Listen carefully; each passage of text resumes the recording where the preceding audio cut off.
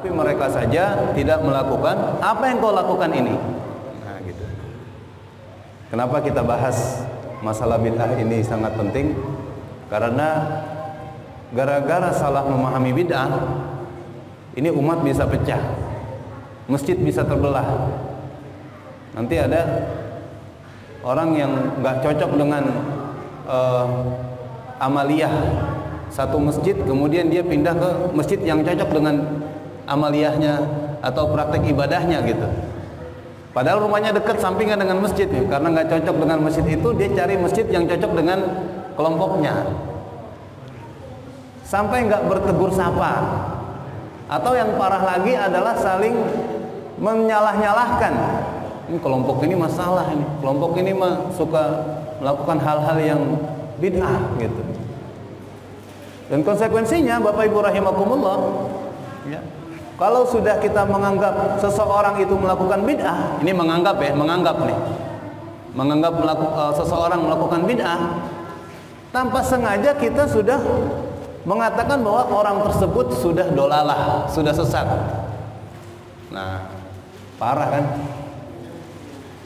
Kita menduga orang itu melakukan bid'ah, padahal dugaan tuh. Tanpa sengaja kita mengatakan bahwa orang itu sudah dolalah, sudah sesat. Nah, kalau udah sesat berarti masuk neraka dong. Ini maka dikatakan sebagai qaidah azimah fil Islam. Prinsip yang sangat penting, yang sangat agung dalam Islam. Maka dalam memahami bid'ah ini harus dengan pemahaman yang objektif, harus dengan pemahaman yang benar. Begitu ya.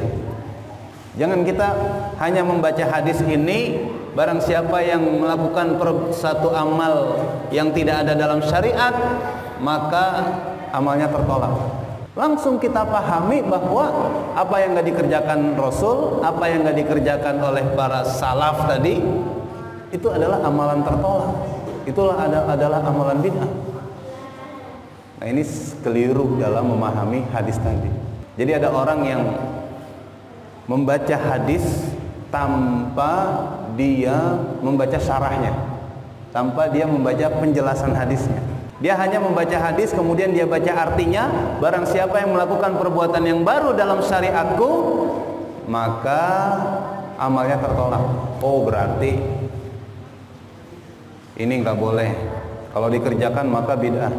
Ini nggak boleh, kalau dikerjakan maka bid'ah. Kalau sudah menjustis orang, atau bukan menjustis, apa sih namanya? Kalau kita sudah memvonis orang melakukan bid'ah, tanpa sengaja kan kita memvonis orang itu dolalah, Pak. Sesat. Ini bahayanya di situ, bahayanya di situ. Karena ini sangat penting, maka mari duduk bareng-bareng kita memahami bid'ah dengan yang benar dong gitu. Ya. Dengan yang benar gitu. Selanjutnya, pernah nggak dengar orang yang mengatakan bahwa maulid adalah bid'ah? Sering ya. Yasinan adalah bid'ah, tahlilan adalah bid'ah, doa awal tahun dan akhir tahun adalah bid'ah. Bahkan membaca bismillahirrahmanirrahim ketika makan bid'ah. Membaca Allahumma lakasuntu wa bika amantu wa ala rizqika aftartu, baca doa buka puasa aja dibilang bid'ah, coba. Begitu ya. Kenapa ya? Kenapa dikatakan maulid bid'ah? Karena Rasul nggak pernah maulidan, para sahabat nggak pernah maulidan, para salafus soleh tadi yang mereka lebih paham agama, lebih paham Al-Quran, lebih paham sunnah aja nggak melakukan. Kok kita mau melakukan maulid Nabi ini? Yasinan juga begitu. Nabi nggak pernah yasinan malam Jumat, para sahabat nggak pernah yasinan malam Jumat. Orang-orang yang dekat dengan Nabi, para salafus soleh juga nggak pernah melakukan yasinan itu. Kok kita melakukannya? Nah, coba kalau kita mengatakan orang yang yasinan itu bid'ah, contoh ya Pak ya, contoh ya. Berarti tanpa tidak sengaja kita memvonis dia itu dolalah, sesat. Kalau kita memvonis orang itu tahlilan bid'ah, tanpa sengaja kita mengatakan bahwa orang itu dolalah, sesat. Karena kullu bid'atin dolalah wa kullu dolalatin finnar. Nah ini berarti kalau orang yang sudah ngaji, yang sudah baca Yasin, baca tahlil, mentahlilkan Allah, la ilaha illallah, kemudian bersolawat kepada Rasulullah, itu dibid'ahkan. Kemudian dia dolalah, sesat. Terus sekali lagi ini biasanya kalau kita salah memaknai bid'ah, justru semakin membuat perpecahan di tengah-tengah umat.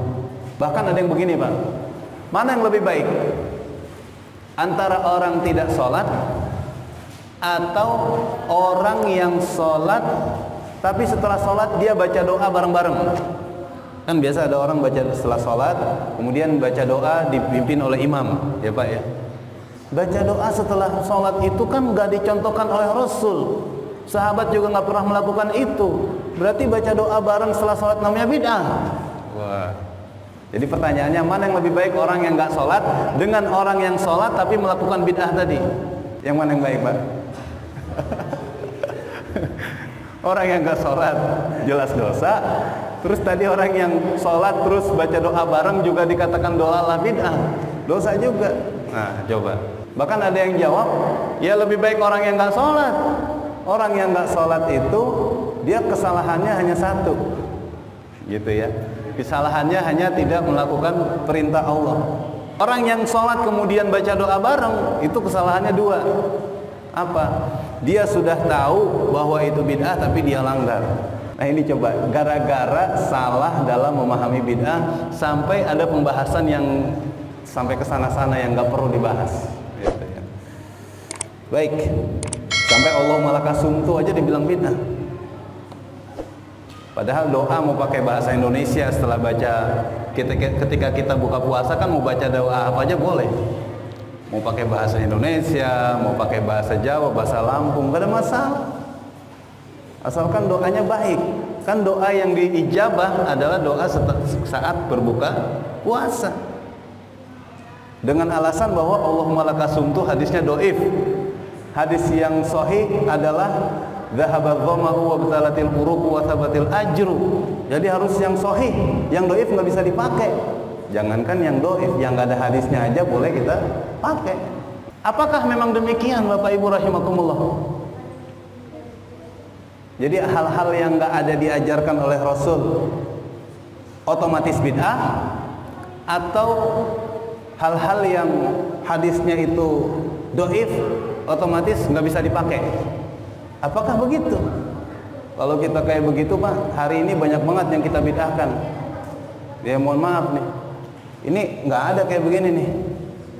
Kalau mau melihat Masjid Nabawi yang dibuat oleh Rasul itu nggak ada mihrabnya, gitu ya. Terus nggak ada softnya. Ini kan ada garis soft gitu ya. Nggak ada softnya. Pasir aja, nggak usah pakai keramik, gitu. Kalau bicara segala yang nggak pernah dilakukan oleh Rasul adalah bid'ah, maka banyak banget bid'ah yang kita kerjakan hari ini. Coba. Ini juga jam juga nggak ada nih zaman Rasul. Penentu waktu habis azan 10 menit misalkan iqamah, nggak ada. Misalkan sawu sufufakum, sawu sufufakum. Jangan sawu sufufakum. Yang diajarkan oleh Rasul adalah istawu wa'tadilu, gitu ya. Apakah harus seperti itu sakleknya? Nanti kalau misalkan imam bilang, bapak-bapak tolong diluruskan softnya, HP-nya dimatikan, itu lebih bid'ah lagi. Udah nggak pakai bahasa Arab lagi, pakai nutup HP segala.